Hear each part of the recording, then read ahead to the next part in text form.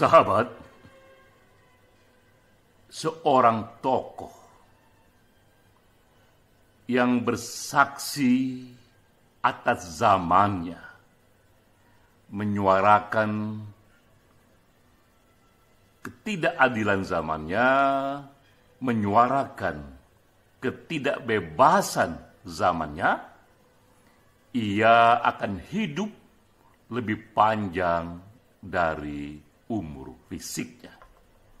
Ia akan dikenang dari generasi ke generasi, bahkan setelah kematiannya. Ini pengantar yang kuat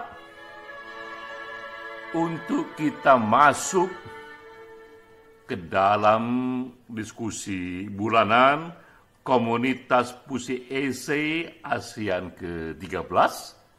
Ini sekaligus juga tahun ke-100 dari Mohtar Lubis, seorang sastrawan, seorang jurnalis, seorang penulis dengan sikap politik yang begitu tegas.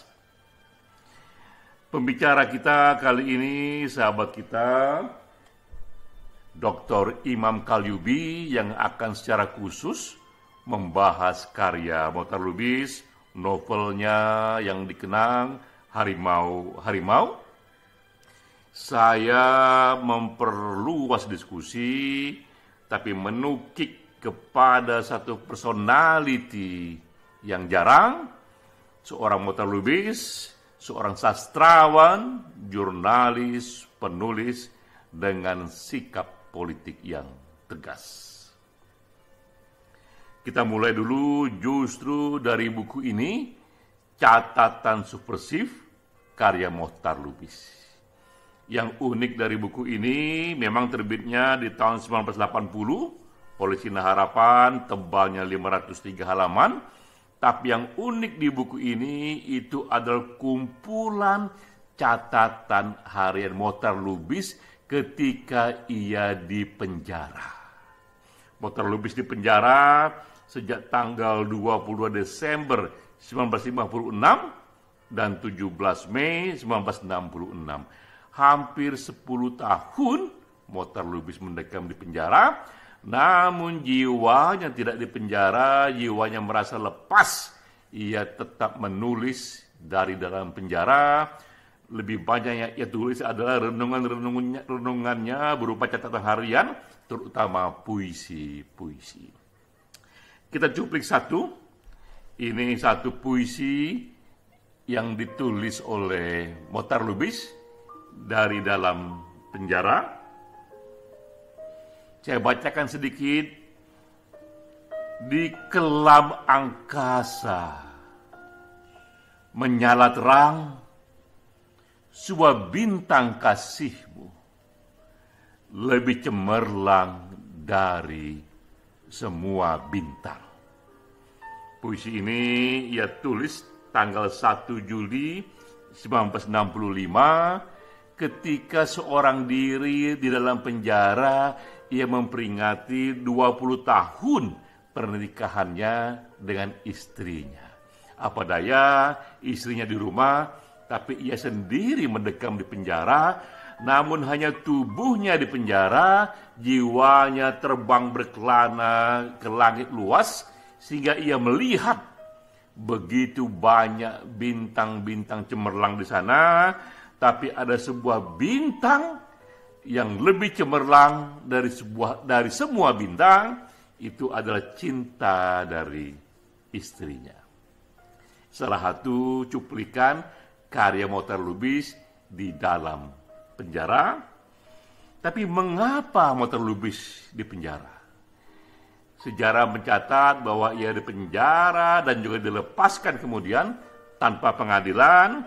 Yang kita dengar saat itu, ia dituduh karena hariannya, korannya memuat surat-surat seorang petinggi militer bernama Zulkifli Lubis, yang saat itu oleh pemerintah pusat, Zulkifli Lubis dianggap menentang atasannya di militer, konflik internal militer, dan juga menentang pemerintah, tapi Mohtar Lubis memberikan ruang yang cukup bagi opini dan pandangan seorang petinggi militer.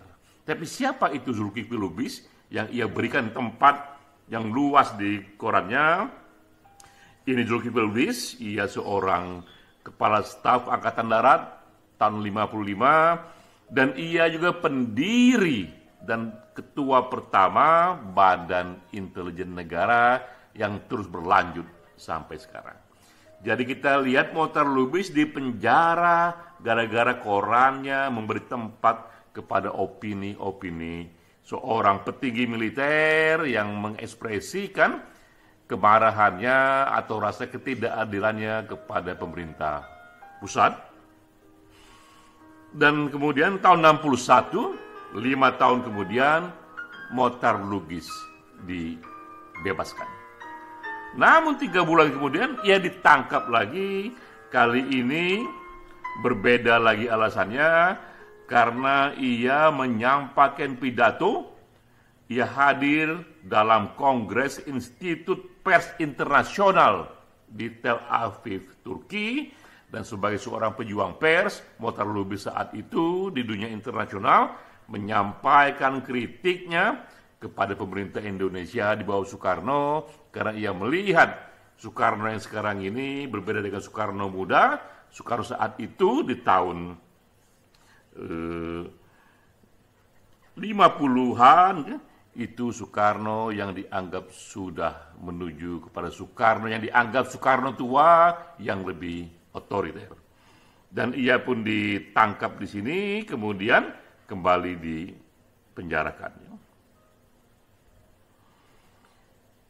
Dia dibebaskan di era Orde Baru tahun 66, ya. Jadi bebasnya karena terjadi perubahan rezim di sana. Namun kembali kita masuk di sini di era Orde Baru, kembali ia menulis Nirbaya catatan harian Mohtar Lubis dalam penjara Orde Baru. Mohtar Lubis pun kembali di penjara di sini, dan kasusnya yang kemudian menjadi satu tuduhan yang kembali tidak terbukti, itu soal kasus Malari.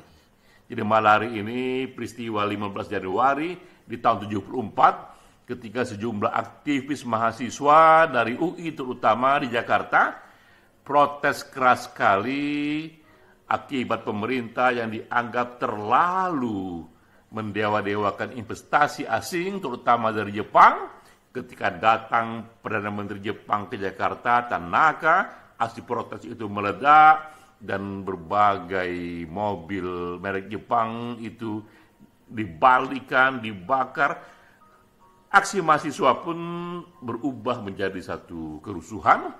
Mohtar Lubis kemudian dianggap terlibat dalam aksi Malari.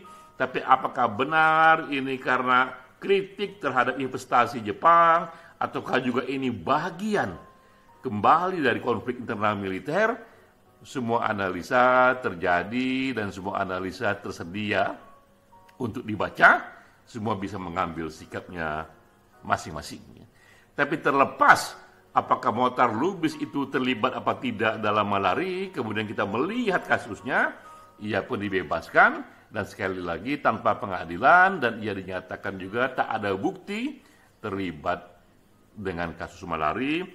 Namun jelas pula Mohtar Lubis dikenal, ia acap kali, bahkan setelah dipenjara pun tetap saja ia acap kali melakukan kritik yang tajam tanpa basa-basi, dengan bahasa yang straight, yang lurus, yang sederhana, dan langsung kepada pokok kritik.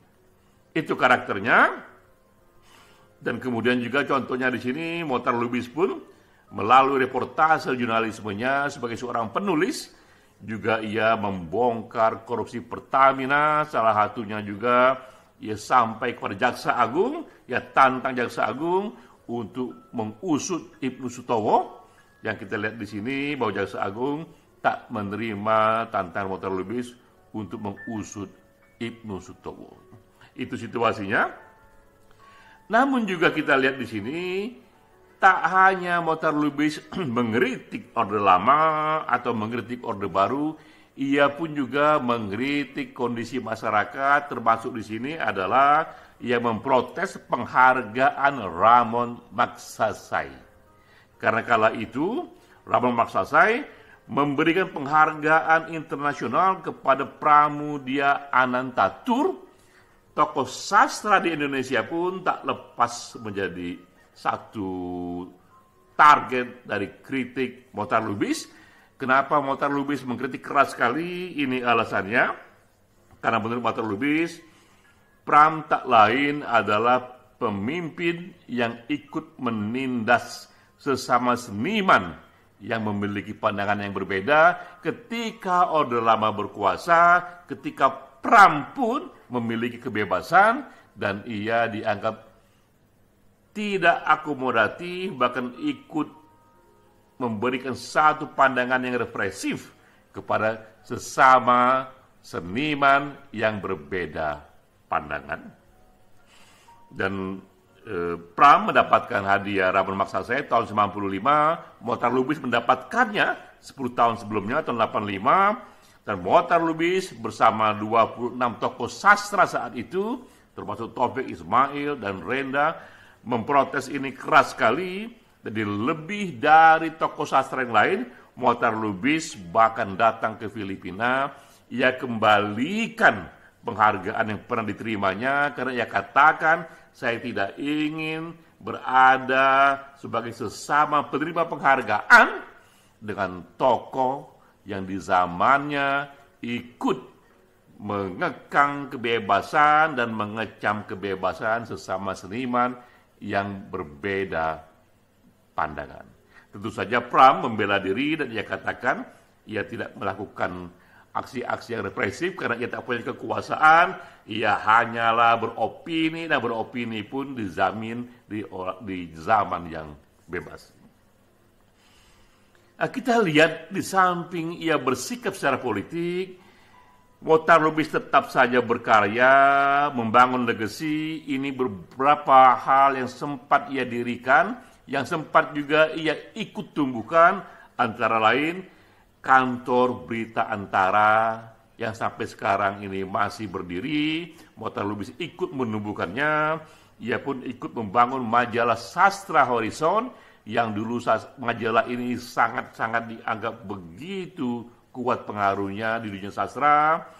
Mohtar Lubis juga ikut mendirikan dan menumbuhkan Koran Indonesia Raya, tapi koran itu sekarang sudah tak lagi terbit. Namun kiprah koran itu dalam menegakkan jurnalisme yang kritis, yang tegas soal apa yang benar, apa yang salah, tetap dikenang.